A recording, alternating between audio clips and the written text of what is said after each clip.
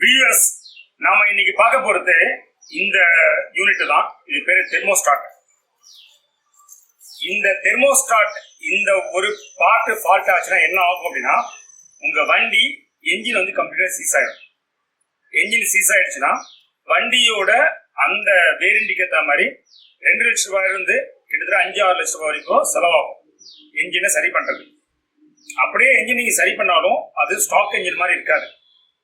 சரிங்களா? ஈவன் நீங்க 5 lakhs செலவு பண்ணாலும் கூட ஸ்டாக் என்ஜினா வராது.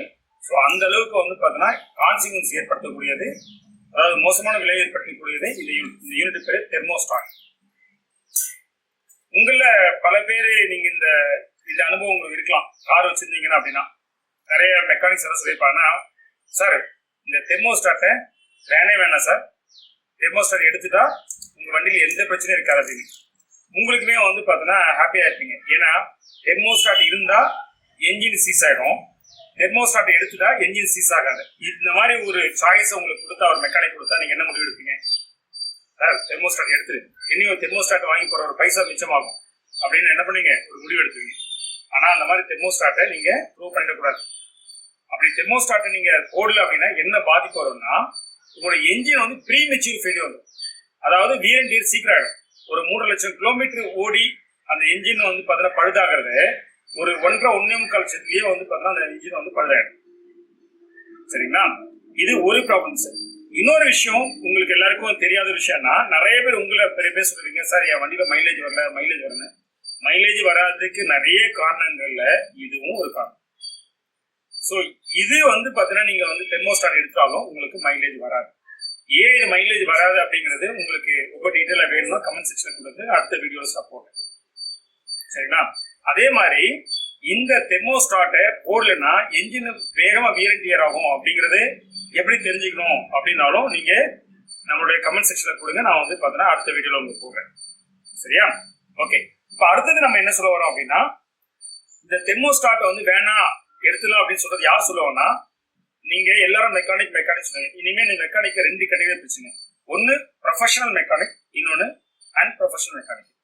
ப்ரொஃபஷனல் மெக்கானிக் அப்படின்னா என்னன்னா, ஒருத்தருக்கு ஒவ்வொரு ப்ராடக்டை பத்தின அதனுடைய ஃபங்க்ஷன், அதுல வரக்கூடிய பாதிப்பு என்ன ஏற்படுத்தும், ஏன் அதை நம்ம வந்து எடுக்கக்கூடாது, ஏன் அதை யூஸ் பண்ணணும் அப்படிங்கிற அந்த தெளிவான theoretical as well as practical knowledge தான் நம்ம வந்து ப்ரொஃபஷனல் மெக்கானிக்ஸ் சொல்லுவோம். சில பேருக்கு வந்து பிராக்டிக்கல் நாலேஜ் இருக்கும், பட் தியரிட்டிக்கல் நாலேஜ் இல்லாதவங்க நம்ம வந்து பார்த்தீங்கன்னா என்ன சொல்லணும்னா கம்ப்ளீட் ப்ரொஃபஷனல் மெக்கானிக்ஸ் சொல்ல முடியாது. சரியா? ஏன்னா அவங்களுக்கு அந்த தியரிட்டிக்கல் நாலேஜ் இல்லாதனால தான் அவங்க என்ன சொல்றாங்க, இந்த மாதிரி சஜஸ்ட் பண்றாங்க இந்த தெர்மோஸ்டாட்டை எடுத்துன்னு சொல்லிட்டு. என்னோட நோக்கம் வந்து பார்த்தீங்கன்னா அவங்களே அண்டர் எஸ்டிமேட் பண்றது அப்படி இல்லை. சரியா? அவங்களுக்கு அந்த நாலேஜஸ் இருக்கு, ஆனா அந்த கம்ப்ளீட் ப்ரொஃபஷனல் நாலேஜஸ் கம்ப்ளீட்டா அவங்களுக்கு கிடைக்காதனால தான் இது பண்றாங்க. இதுக்காக படிச்சவங்க படிக்காதுன்னு அர்த்தம் இல்லை. ப்ரொஃபஷனல் மெக்கானிக்னா படிச்சவங்க, ப்ரொஃபஷனல் மெக்கானிக் இல்லைன்னா படிக்காதுன்னு அது அர்த்தம் இல்லை. ஒவ்வொரு ப்ராடக்டை பத்தின ஃபங்க்ஷனாலிட்டியும் அதனால வரக்கூடிய சப்போஸ் அந்த பார்ட்ல வரக்கூடிய பிரச்சனையால வரக்கூடிய தீங்குகள்லாம் தெளிவா தெரிஞ்சவங்கள அந்த ப்ரொஃபஷனல் மெக்கானிக் சொல்லலாம். சரியா? ஓகே. இப்போ நம்ம இந்த இடத்துக்கு வரும். இப்போ ஏன் வந்து பார்த்தோம் இதை பத்தி பேசிருக்கோம் அப்படின்னா, ஒரு வண்டி, அந்த வண்டி வந்து ஹோண்டா பிரியோ. அந்த வண்டியில கஸ்டமருடைய கம்ப்ளைண்ட் கேட்டீங்கன்னா, சார் கூலண்ட் ஆயில் நான் ஊத்துறேன், ஆனா கூலண்ட் ஆயில் குறைஞ்சிட்டே இருக்கு. இது ஒரு கம்ப்ளைண்ட். செகண்ட், அந்த கூலண்ட் ஆயில் வந்து பாத்தீங்கன்னா எங்க போகுதுன்னு தெரியல, ஆனா வந்து என்ஜின் டெம்பரேச்சர் வந்து ரைஸ் ஆகுது. எனக்கு டெம்பரேச்சர் வார்னிங் இண்டிகேஷன் வருது, ஆனா அந்த டெம்பரேச்சர் வார்னிங் இண்டிகேஷன்ஸும் எனக்கு கன்சிஸ்டன்சியா வர மாட்டேங்குது. எல்லா நேரம் வர மாட்டேங்குது, ஒரு நேரம் வருது, ஒரு நேரம் வரமாட்டேங்குது. ஸோ இதனால என்னால எந்த முடிவு எடுக்க முடியல அப்படின்னு நம்ம கிட்ட கொண்டு வந்தாரு. நாம அந்த வண்டியை டயக்னோஸ் பண்ணி பார்த்ததில்ல. அவரு டயக்னோஸ் பண்ற, அதாவது இன்னும் கொஞ்சம் ஒரு வாட்டர் பாயில் ஆகுது, கூல் ஆயில் பாயில் ஆகுதுனால நிறைய மெக்கானிக்ஸ் என்ன சொல்லுவாங்க அப்படின்னா, சார் உங்களுடைய என்ஜின் ஹெட் வந்து பார்த்தீங்கன்னா போயிடுச்சு, ஸோ அதை மாத்தினாதான் சரியாகும். அதாவது இன்னும் சொல்லணும்னா என்ஜின் ஹெட்டோட கேஸ்கெட்டை மாத்தணும் அப்படின்பாங்க. என்ஜின் ஹெட்டை கேஸ்கெட்டை மட்டும் மாற்ற முடியாது, மாத்தினா அதுக்கப்புறம் அது ஃபேஸிங் பண்ண வேண்டியிருக்கும், அதுக்கப்புறம் அடுத்தடுத்து வால் அட்ஜஸ்ட் பண்ணிட்டு இருக்கோம், சார் இப்பயே பண்ணிக்கலாம் அப்படின்ற மாதிரி அடுத்தடுத்து ஒர்க்கு உங்களுக்கு கூட்டிகிட்டே போகும். ஃபர்ஸ்ட் கேஸ்கெட்டை மாத்தினா போதும்பாங்க, நான் திறந்ததுக்கு அப்புறம் அடுத்தடுத்து சில ஒர்க்கு சொல்ல ஆரம்பிச்சிட்டாங்க. ஸோ இவ்வளவு ஒர்க்கு நீங்க முடிச்சுட்டு இங்க வந்து என்னால ப்ராப்ளம் சால்வ் ஆகாது, ஏன்னா தெர்மோஸ்டாட் ஃபால்ட்னா நீங்க அதை சால்வ் பண்ணா சால்வ் ஆகாது. ஆனாலுமே அவங்க என்ன பண்றாங்கன்னா, அந்த அவ்வளவு வேலை செஞ்சவங்க கடைசியா வந்து எப்படி கண்டுபிடிச்சு தெர்மோஸ்டாட் ஃபால்ட் கண்டுபிடிச்சு அதையும் சால்வ் பண்றாங்க. பட் உங்களுக்கு டிஸ்க்ளோஸ் பண்ணது என்னவா இருக்குன்னா, என்ஜின் ஹெட் தான் போயிடுச்சு, அதை மாத்தணும் சரியாயிடுச்சுப்பாங்க. சரியா? சரி, ஓகே, முடிஞ்சா அந்த பணம் தான் செலவாயிருக்கும், சரி போனா போது நீ விட்டுற முடியாது. ஏன்னா என்ஜின் ஹீட் கேட்டது நல்ல ஐடியா கிடையாது. அதோட ஸ்டாக் என்ஜினை நீங்க டிஸ்டர்ப் பண்ணக்கூடாது. நீங்க என்னதான் நீங்க பிரிச்சுட்டு நீங்க கம்ப்ளீட்டா ஹோண்டாவோட பார்ட்ஸ் நீங்க போட்டாலும் கூட ஒரு என்ஜினை பிரிக்காம இருக்கிறது தான் ஸ்டாக், அதான் பர்ஃபெக்ட். நீங்க பிரிச்சுட்டாலே உங்களுக்கு அதோட ஜெனினிட்டி போயிடும், அதோட ஒரிஜினாலிட்டி போயிடும். ஸோ அதனால என்னன்னா டயக்னோஸ் பண்ணும்போது ரொம்ப கேர்ஃபுல்லா டயக்னோஸ் பண்ணும். அதுல முக்கியமா இதையே இன்னொரு அட்ரஸ் பண்ணுவாருன்னா, அவர் என்கிட்ட சொல்லும் போது, சார் நான் தெர்மோஸ்டாட்லாம் மாத்திட்டுமே இந்த பிரச்சனை வருது அப்படின்னாரு. ஸோ பொதுவாக ஒரு கஸ்டமர் தெர்மோஸ்டாட்டை மாத்திட்டுன்னு சொல்லிட்டாரு, என்ன பண்ணணுமோ அந்த தெர்மோஸ்டாட் சைடே போக மாட்டோம். இப்போ ஒருவேளை நம்மளும் அதே மாதிரி தெர்மோஸ்டாட் புதுசு மாத்திட்டாரு, ஸோ இனிமேல் அந்த சைடு போகக்கூடாதுன்னு நினைச்சிருந்தா நான் வந்து வாட்டர் ரூம் மாத்திருக்கணும். வாட்டர் ரூம் நல்லா இருக்காதுன்னா அதை நான் மாத்திருக்க மாட்டேன். சரி, அதுக்கப்புறம் வந்து பார்த்தீங்கன்னா அந்த கூலன் சர்க்குலேஷன் ஹோசஸ் பார்த்துப்பேன், அதுலேயும் எங்கேயும் லீக்கேஜஸ் இல்லை அப்படின்ற பட்சத்தில் அதையும் நான் விட்டுடுவேன். அப்போ ஆப்வியஸா நான் எங்க படிப்பேன், ரேடியேட்டர் ஃபேன் சுத்த பக்கம் ரேடியேட்டர் ஃபேன் சுத்துது. ஸோ அதனால அங்கேயும் நம்ம வந்து கையிக்க முடியாது. அப்போ நம்ம கடைசியா என்ன பண்ணுவோம், நாமளும் இன்ஜினியர் தான் கேட்க வேண்டிய நிலைமைக்கு உள்ளா இருக்கும். ஆனா சம்பவம் வந்து பாத்தீங்கன்னா நம்ம புதுசு அப்படின்னு சொன்னாலும் நம்ம புதுசுன்றதாலே அது சரியா இருக்கணும்னு அவசியம் கிடையாதுங்கிறது நம்ம இயல்பா நமக்கு வந்து பாத்தீங்கன்னா நம்மளுடைய ஃபீல்ட் எக்ஸ்பீரியன்ஸ் இருந்தனால, சரி இது புதுசுனாலும் நம்ம வந்து பாத்தீங்கன்னா இதை நம்ம இக்னோர் பண்ண வேணா, இதுல என்ன பிரச்சனை இருக்கு பார்க்கலாம்னு பார்க்கும்போது ஒரு சில டைம் என்ன ஆகுதுன்னா இந்த வால்வ் வந்து பாத்தீங்கன்னா சரியா ஃபங்க்ஷன் ஆகுது, மால் ஃபங்க்ஷன் ஆகுது. சரியா? இது எப்படி மால் ஃபங்க்ஷன் ஆகுது அப்படிங்கறத நான் தேவைப்பட்டா நீங்க சொல்லுங்க, அந்த மால் ஃபங்க்ஷன் எப்படி நடக்குதுன்னு சொல்றேன். பட் இந்த தெர்மோஸ்டாட்டுமே மால் ஃபங்க்ஷன் ஆகும். ஒரு சில நேரம் வந்து பாத்தீங்கன்னா கரெக்டா வந்து இந்த பொசிஷன் வந்து உட்காரும். முடிஞ்ச அந்த வீடியோல எக்ஸ்டென்ஷன் அந்த இந்த வீடியோ க்ளோஸ்அப் நான் காட்டுறேன், சரிங்களா? ட்ரை பண்றேன். ஸோ இந்த மாதிரி வந்து பாத்தீங்கன்னா ஒரு சில நேரம் வந்து பாத்தீங்கன்னா இந்த வால்வ் வந்து கரெக்டா க்ளோஸ் ஆகும், ஒரு சில நேரம் வால்வ் க்ளோஸ் ஆகாது. இந்த மாதிரி வால்வ் க்ளோஸ் ஆகும் போது உங்களுக்கு நார்மலா ஒர்க் ஆகும். ஒரு சில நார்மலா க்ளோஸ் ஆகல அப்படின்னா என்ன ஆகுனா உங்களுக்கு டெம்பரேச்சர் ரைஸ் ஆகும். அப்போ ஒரு வண்டியில ப்ராப்ளம் அப்படின்னா நீங்க குயிக்கா போயிட்டு ஒரு பார்ட் சேஞ்ச் பண்றதுக்கு இமீடியட்டா டெசிஷன் எடுக்காது. More and more you will have to spend time வந்து பாத்தீங்கன்னா எக்ஸ்பெரிமெண்டல் ஸ்டடி பண்ணி தான் நீங்க எடுக்கணும். அதே மாதிரி மெக்கானிக்ஸ் கிட்ட இருக்கிற சில சேலஞ்சஸ் என்ன, கஸ்டமர்ஸ் ஏதாச்சும் பார்ட் சேஞ்ச் பண்ணாதான் பைசா கொடுப்பாங்க. இந்த எக்ஸ்பெரிமெண்ட்ல எங்க பைசா கொடுக்குறான்னு சொன்னா, அதாவது they will not value it, customer value கொடுக்க மாட்டாங்கன்னா நிறைய பேர் பார்ட்ட மாத்த ஆரம்பிச்சாங்க. கஸ்டமரான நீங்க என்ன பண்ணுங்க, நிறைய எக்ஸ்பெரிமெண்ட்டுக்கு வந்து வேல்யூ கொடுங்க. ஏன்னா என்கிட்டயே ஒரு சில கஸ்டமர் சொல்றாரு, சார் என்ன சார் இந்த தெர்மோஸ்டாட்டை வந்து பார்த்தீங்கன்னா 8 ரூபாய் தான், ஆனா நீங்க வந்து சார்ஜ் வந்து பார்த்தீங்கன்னா 3000 சார்ஜ் பண்றீங்க.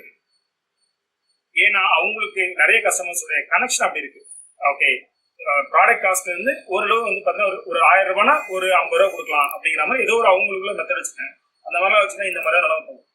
ஸோ ஏன்னா ஒரு ப்ராப்ளம் கண்டுபிடிக்கிறதுக்கு ட்ரபிள் ஷூட் பண்ணுறது, டயக்னோஸ் பண்ணுறது ரொம்ப சேலஞ்ச். நிறைய எக்ஸ்பிளைன் பண்ண வேண்டியிருக்கு, நிறைய எக்ஸசைஸ் பண்ண வேண்டியிருக்கு, நிறைய நேரம் செலவழிக்கணும். அப்படி பண்ணினா தான் நீங்க கண்டுபிடிக்கணும். ஏன்னா அதுவும் இந்த பர்டிகுலர் அந்த மால் ஃபங்க்ஷன் பண்றது ரொம்ப ரொம்ப சேலஞ்ச். பர்மனன்ட் ஃபால்ட்னா கூட நீங்க போய் கண்டுபிடிச்சலாம். ஓகே, வாட்டர் ரூம் நம்ம போய் பர்மனன்ட் ஃபால்ட் வச்சுக்கேன், வாட்டர் ரூம் ஃபால்ட்னா இம்பலர் உடஞ்சிருக்கும், இல்ல உங்களுக்கு வந்து பின்னாடி ஹப்பு சுத்தாது, கண்டுபிடிச்சலாம். இல்ல தெர்மோஸ்டாட் இது எப்பவுமே ஓப்பன் ஆக மாட்டேது. இப்ப என்ன பண்ணலாம், இது வந்து ஒரு எக்ஸ்பெரிமெண்ட் ஸ்டடி இருக்கு. ஒரு ஹீட்டர்ல போட்டீங்கன்னா உங்களுக்கு வந்து இந்த வால்வ் ஓப்பன் ஆகாத க்ளோஸ் ஆக தெரியும். ஆனா இப்ப இதை போட்டீங்கன்னா கரெக்டா ஓப்பன் ஆகி க்ளோஸ் ஆகும், கரெக்டா தான் காட்டும், சில நேரம் தான் தப்பு காட்டும். அப்போ நீங்க இந்த எக்ஸ்பெரிமெண்ட்டை நீங்க வந்து பார்த்தீங்கன்னா செய்யாம ஜஸ்ட் லைக் கட் ஷாட் பண்ணீங்கன்னா உங்களுக்கு பார்ட் காஸ்ட் நிறைய ஆயிடும், பட் ப்ராப்ளம் சால்வ் ஆகாது. அதனால என்ன சொல்ல, நிறைய எக்ஸ்பெரிமெண்ட்டுக்கு நிறைய வந்து பார்த்தீங்கன்னா நீங்க ஸ்பெண்ட் பண்ணணும். நீங்க இந்த லாஜிக் அப்ளை பண்ணுங்க, பார்ட் காஸ்ட் பிளஸ் எவ்வளவு வந்து லேபர் காஸ்ட். இந்த லேபர் காஸ்ட் நீங்க மற்ற செலவு அதை கம்பேர் பண்ணலாம். எக்ஸாம்பிள் வந்து ஒரு கிளச், சஸ்பென்ஷனு, ஏன்னா இதெல்லாம் வந்து ஒரு ஸ்டாண்டர்ட் டாரிஃபா வச்சுக்க முடியும். கொஞ்சம் பிளஸ் மைனஸ் வேரியேஷன் இருக்கும் ஒவ்வொரு மெக்கானிக். ஆனா இந்த மாதிரியான வந்து ப்ராப்ளம் என்னன்னே தெரியல, ரூட் காசே என்னன்னு தெரியல, இந்த மாதிரி மால் ஃபங்க்ஷன் பண்ணுது ரேண்டமா வருது அப்படின்னா இந்த மாதிரி சேலஞ்சஸ் இருக்குன்னா நிறைய நம்ம வந்து பார்த்தீங்கன்னா எக்ஸ்பெரிமெண்ட், அனாலிசிஸ், நிறைய ஸ்டடி, பார்ட் அவுட் டெஸ்ட் இதெல்லாம் நிறைய பண்ண இருக்கும். அங்க போய் கடைசியா வந்து பார்த்தீங்கன்னா ஒரு சின்ன வந்து பார்த்தீங்கன்னா ஒரு சின்ன பார்ட் தான் மாற்ற வேண்டியிருக்கும். ஒரு ஓரிங்கா கூட இருக்கலாம். அந்த ஓரிங்கோட காஸ்ட் 50 ரூபாய் இருக்கிறதுனால நீங்க வந்து 50 ரூபாய்க்கு வந்து பார்த்தீங்கன்னா என்ன சார் நான் வந்து 50 ரூபாய்க்கு வேணா வந்து 5 ரூபாய் தரணும்னு சொல்லுவீங்க. அதனால கஸ்டமரான நீங்களும் வந்து பார்த்தீங்கன்னா உங்க சைடும் வந்து நிறைய வந்து பார்த்தீங்கன்னா இந்த டெக்னாலஜிஸ், டெக்னிக்கல் டிஃபிகல்டிஸ் அண்டர்ஸ்டாண்ட் பண்ணீங்க. எந்த ப்ரொஃபஷனல் உங்களுக்கு ரொம்ப டிரான்ஸ்பரண்டா இருக்காரோ, எதையெல்லாம் வந்து பார்த்தீங்கன்னா சொல்றாரோ அதையெல்லாம் நீங்க புரிஞ்சுக்கிட்டு, ஓ இதுதானா இவ்வளவுதான் சிம்பிள் சொல்லி நீங்க வந்து ரியாக்ட் பண்ண ஆரம்பிச்சிட்டீங்கன்னா அந்த ப்ரொஃபஷனல் மெக்கானிக்கும் உங்களுக்கு வந்து டிரான்ஸ்பரண்டா இருக்க மாட்டாரு. ஸோ அதனால அவங்களுடைய காம்பிடன்சி, ஸ்கில்லு, அவங்களோட சேலஞ்சஸ் இதெல்லாம் நீங்க வந்து பார்த்து அப்படி பண்றான்னு பார்த்து அவங்க உங்களுக்கு ரொம்ப டிரான்ஸ்பரண்டா இருக்காங்க, என்ன நடக்குது சொல்றாங்களா, you value it then pay for that. அதை விட்டுட்டு வந்து பார்த்தீங்கன்னா இதுக்கா இவ்வளவு பே பண்ணணும் அப்படிங்கிற மாதிரி. ஏன்னா தெர்மோஸ்டாட் மாத்துறதுக்கா சார் இவ்வளவு பே பண்ணா, தெர்மோஸ்டாட் மாத்துறதுக்கு இல்ல, தெர்மோஸ்டாட் தான் கண்டுபிடிக்க தான் சேலஞ்ச். ஸோ ஓரளவு வந்து பார்த்தீங்கன்னா வந்து கார் ஓனர்ஸ்க்கு ஒரு ஐடியா இருக்கும்னு நினைக்கிறேன். ஏன்னா நீங்க ப்ரொஃபஷனல் மெக்கானிக்ஸை நீங்க வந்து பார்த்தீங்கன்னா நீங்க சரியா வேல்யூ பண்ணலாம், அவங்களும் ப்ரொஃபஷனல் மெக்கானிக்கா உங்களோட என்கேஜ் ஆகணும். இல்லாட்டி அவங்களும் வந்து பார்த்தீங்கன்னா ஒரு ரெகுலர் மெக்கானிக் மாதிரியே உங்ககிட்ட வந்து பார்த்தீங்கன்னா நடந்து முயற்சி பண்ணாங்க. ஸோ ஓரளவு வந்து பார்த்தீங்கன்னா நான் வந்து இந்த இன்ஃபர்மேஷன் மெசேஜ் பாஸ் ஆயிருக்கும்னு நம்புறேன். ஸோ நம்ம சேனல் இன்னும் நீங்கள் சப்ஸ்கிரைப் பண்ணுங்க. கூடவே நான் சொல்லக்கூடிய டிஃபரன்ஸ் அப்படின்னா கண்டிப்பாக டசன் மேட்டர் கமெண்ட்ஸ் கொடுங்க. கண்டிப்பாக நிறைய நெகட்டிவ் கமெண்ட்ஸ் வந்து பார்த்தீங்கன்னா இதில் வரும்னு நான் நம்புறேன். ஏன்னா நிறைய பேர் வந்து பார்த்தீங்கன்னா இது ஏற்றுக்க முடியாது நான் சொல்லக்கூடிய விஷயம். சரியா? ஓகே, எனவே நெகட்டிவ் கமெண்ட்ஸ் எந்த மாதிரி நெகட்டிவ் கமெண்ட்ஸ் வருது, ஸோ எந்த மாதிரியான தாட் ப்ராசஸ் நீங்கள் இருக்குன்னு நான் புரிஞ்சுக்கிறதுக்கு நல்லா இருக்கும். ஏன்னா அசம்ஷன் அப்படின்றத ஃபேக்சுவலாக வந்து நீங்கள் போய் கமெண்ட்ஸ் வந்து பயனுள்ளதா இருக்கும். Thanks miss, thank you miss. Viewers, இந்த ஹோண்டா பிரியோவில் அந்த கூலண்ட் ஆயில் வந்து ஓவர் சூட்டப் ஆகுதுல, ஹீட் டெம்பரேச்சர் ஹை ஆகிறதுக்கான காரணம், அதுவும் ரேண்டமாக அக்கேஷனலாக ஒரு நேரம் வருது ஒரு நேரம் வராது காரணம் இந்த தெர்மோஸ்டாட் தான் ஃபால்ட்டு. அதிலும் ஏன் சில நேரம் வருது சில நேரம் வரலன்னா, இந்த தெர்மோஸ்டாட் இந்த எக்ஸ்பான்ஷன் கான்ட்ராஸ்ட் நடக்குது இல்லையா, இது எப்போவுமே கன்சிஸ்டன்ஸாக நடக்கிறது இல்லை. ஒரு நேரம் கரெக்டாக நடக்குது ஒரு நேரம் தப்பாக நடக்குது. அதனால தான் இந்த பிரச்சனை வருது. சரிங்களா? பொதுவாக நமக்கு இந்த மால் ஃபங்க்ஷன் இதெல்லாம் வந்து மால் ஃபங்க்ஷன் சொல்லலாம். மால் ஃபங்க்ஷன் இது நிறைய நம்ம நினைப்போம் எலக்ட்ரானிக்ஸ் தான் வருது நினைப்போம். இன்ஃபேக்ட் மெக்கானிக்லையுமே அது வரும். சரியா? இப்போ இதில் என்ன ஃபால்ட் வருது அப்படின்னா, இங்கே பாருங்கள், நார்மலாக இப்போ என்ன இருக்கணும்னா இங்கே பாருங்கள்,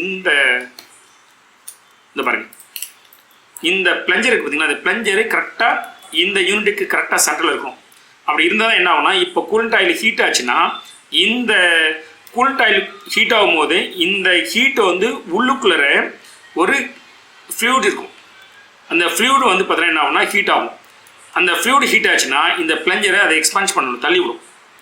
அப்போது இந்த பிளஞ்சர் முன்னாடி வரும்போது என்ன ஆகும்னா, இந்த இப்போ ஃப்ரண்ட்டில் வரும், ஃப்ரண்ட்டில் வந்தால் இந்த இடம் வந்து பார்த்தீங்கன்னா ஸ்டேஷனரி, இது மூவ் ஆகாது இந்த போர்ஷன். அப்போ இதை ஹீட் பண்ணி ஒரு பேக் ப்ரெஷர் டெவலப் ஆகும். பேக் ப்ரெஷர் டெவலப் ஆகும்போது என்ன ஆகும்னா, இது இந்த சைடு இப்படி ஓப்பன் ஆகும். அதாவது பிளஞ்சர் எக்ஸ்பான்ஷன் ஆகிட்டே இருக்கும்போது பேக் ப்ரெஷர் டெவலப் ஆகி இந்த சைடு ஓப்பன் ஆகும். ஓப்பன் ஆகும்போது இது வழியாக வந்து பார்த்தீங்கன்னா இந்த கூலண்ட் ஆயில் இது உள்ள நுழையும். அதாவது ரேடியேட்டர்லேருந்து கூலாகி வரக்கூடிய அந்த கூலண்ட் ஆயில் இது வழியாக உள்ள நுழைஞ்சு இப்போ அந்த டெம்பரேச்சர் என்ஜின் கூல் டெம்பரேச்சரை கூல் பண்ணும். சரிங்களா? இப்போ இது என்ன பிரச்சனைனா, இதை மொதல் டைம் என்னன்னா இது மாதிரி எக்ஸ்பென்ஷன் ஆகுது. ஆனால் இப்போ விடும்போது என்ன ஆகுதுன்னா திரும்ப கூலாகும் இல்லையா? இப்போ ரேடியேட்டர் ஃபேன் சுற்றுறோன்னா என்ஜின் கூல் ஆயில் டெம்பரேச்சர் கம்மியானோட என்ன ஆகுனா, இது வந்து திரும்ப வந்து பார்த்தீங்கன்னா இந்த டெம்பரேச்சர் கம்மியாகும்போது திரும்ப இந்த பிளஞ்சர் வந்து உள்ளே போகும். உள்ளே போனதுக்கப்புறம் இப்போ என்ன இந்த மாதிரி வரும்போது என்ன ஆகுதுன்னா திரும்ப இந்த சென்டர் போகாமல் இங்கே நின்றுடுது. இப்போ அசியூம் பண்ணிங்க இன்னொரு டைம் வந்து பார்த்தீங்கன்னா டெம்பரேச்சர் ரைஸ் ஆகுது. கூலண்ட் டெம்பரேச்சர் ரைஸ் ஆகும்போது என்ன ஆகணும், இப்போ இந்த பிளஞ்சர் மேலே வரணும். இந்த பிளஞ்சர் மேலே வரும். ஆனால் இங்கே ஹிட் பண்ணுறதுக்கு எதுவும் ஸ்டேஷனரியாக ஒரு பார்ட் இல்லாததுனால உங்களுக்கு என்ன ஆகாதுன்னு இந்த வால்வ் ஓப்பன் ஆகாது. இந்த வால்வ் ஓப்பன் ஆகலைன்னு என்ன ஆகும், என்ஜின் கூலண்ட் டெம்பரேச்சர் ரீசர்க்குலேஷன் நடந்துகிட்டே இருக்கும்.